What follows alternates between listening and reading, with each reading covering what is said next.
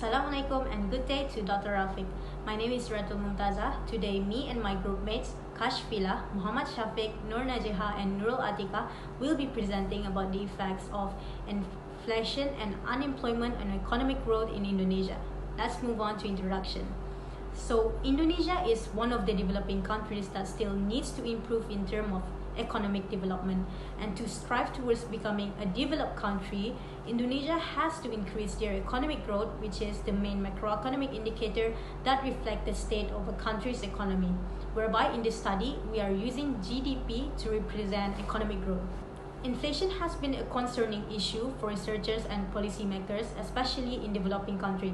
It can be defined as the increase in general price level. Hence, it is important to keep inflation low because high inflation can lead to decrease in consumption, thus affecting economic growth. So, Indonesia has seen improvement in inflation rate, where they managed to decrease from 10.5% in 2005 to 2.8% in 2019. So, this can be a good improvement for economic growth. Another concerning issue for developing country is unemployment rate. Fortunately, Indonesia has also improved because there is substantial decrease from 8% in 2005 to 3.62% in 2019. This decreasing rate might lead to an increase in economic growth. Therefore, both inflation and unemployment rate can influence economic growth.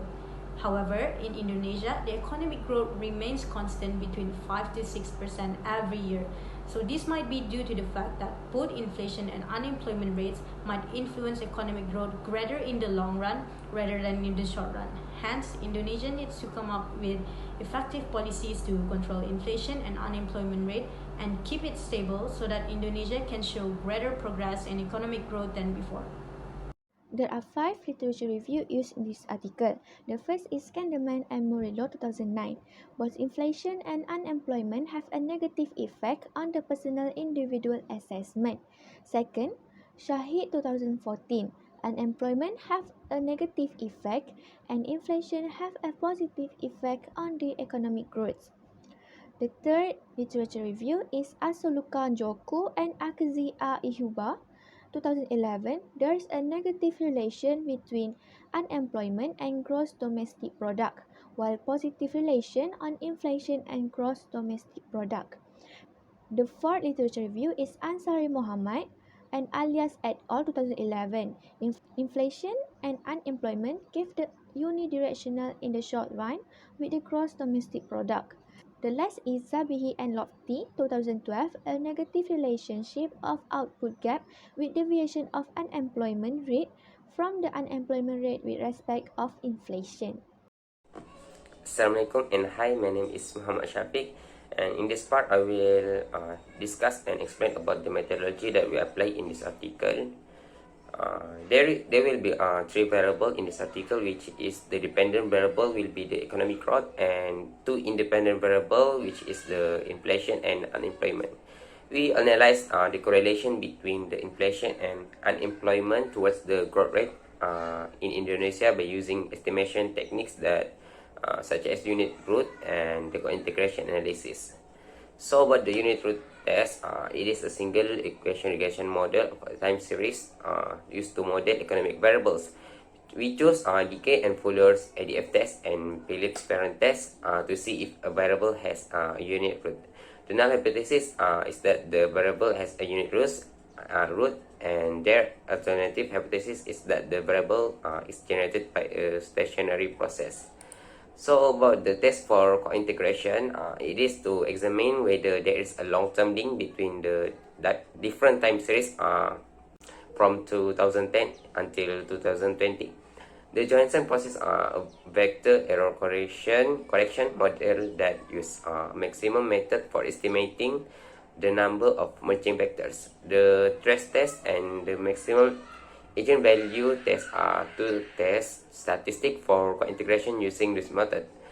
It is used to determine whether the null hypothesis without co-integration against the alternative merging hypothesis, and test the null hypothesis that the number of co-integration vector is equal to R compared to the alternative co-integration. Good evening to Dr. Rafiq Idris and to my fellow friend. My name is Kashfila bin Abdullah, BB1911024, and I will present which is my part that is about a result. We use two kinds of the test, which is an in-stationary test method augmented decay failure, which called as ADF, and a Johansson co-integration test.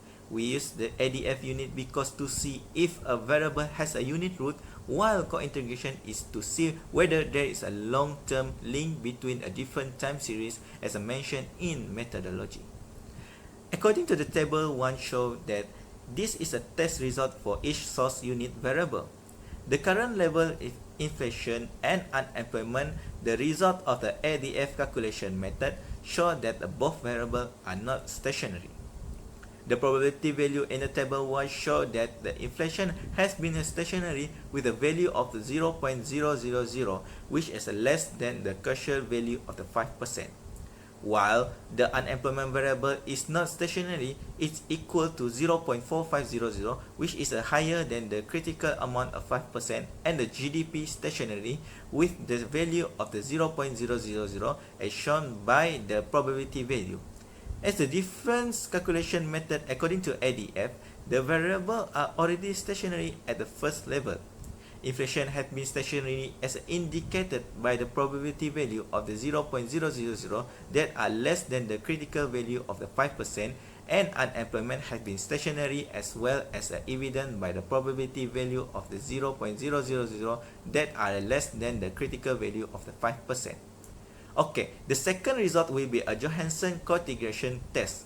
As we can see on the calculation this table, the variable inflation and unemployment have a long-term association as evidenced by the stress statistic value greater than the crucial value of the 5%. The premise that there is no co-integration between the inflation and unemployment was refuted by the stress statistic value of the 30.21357 greater than 15.49471. Okay, that's all for me. Thank you.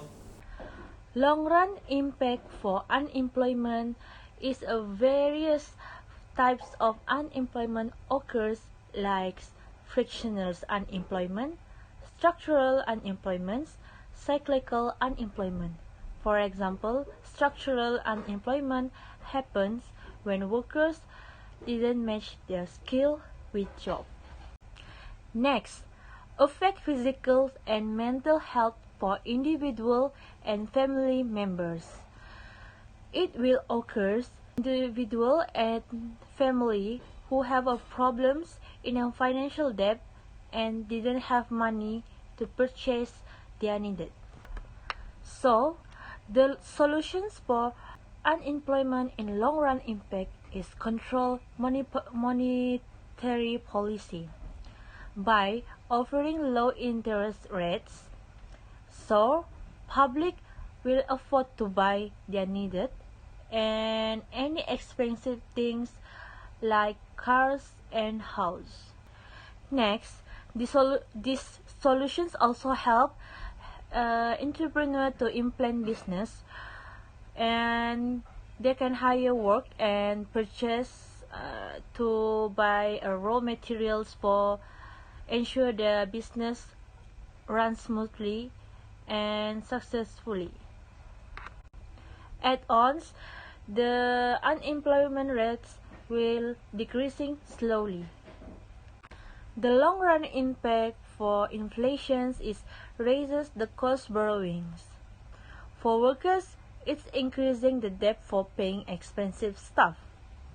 Since the price of goods and services were increased. For entrepreneurs, they need to increase the loan for paying raw material and hire workers for implement their business. The solutions for inflation in a long-run impact is control the stock market system, which is sell bond and government securities through banks for public. So, half of deposit from bank will transfer to central bank at once, reduce the flow of credit to commercial bank. A result for short-run impact towards unemployment is minimum wages. Some employer trying to manipulate labor market and offering a lower salary to workers. So the workers have to accept the situations to ensure they have income for every month. So for these situations, the solutions is the government interventions. The government interventions help by settle the real minimum value of wage, which is settle a real minimum wage with a current suitable situations nowadays. So employer will not able to manipulate the labor market. In the short run, for inflations is increasing budgeting for business cycles. As we know, entrepreneurs need to pay high raw material and salary for workers to ensure the process of business comes smoothly. So, for these solutions in the short run towards inflations is control monetary policy.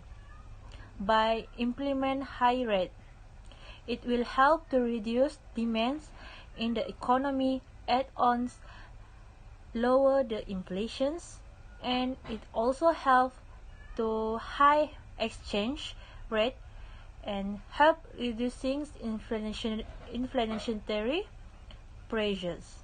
That's all from me. Thank you. Hello. So it's the conclusion of all part that we have discussed.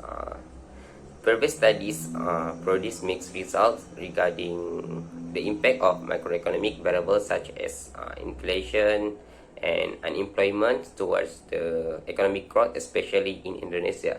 Different methods are utilized as well as the various time of observation have they become of casual subject of such phenomena. This research concludes some things that both factors are examined, both the level of inflation and unemployment has a solvent to the economic growth Indonesia country. And the last is it can be concluded that the level of insulation has significant influence on the level of economic growth.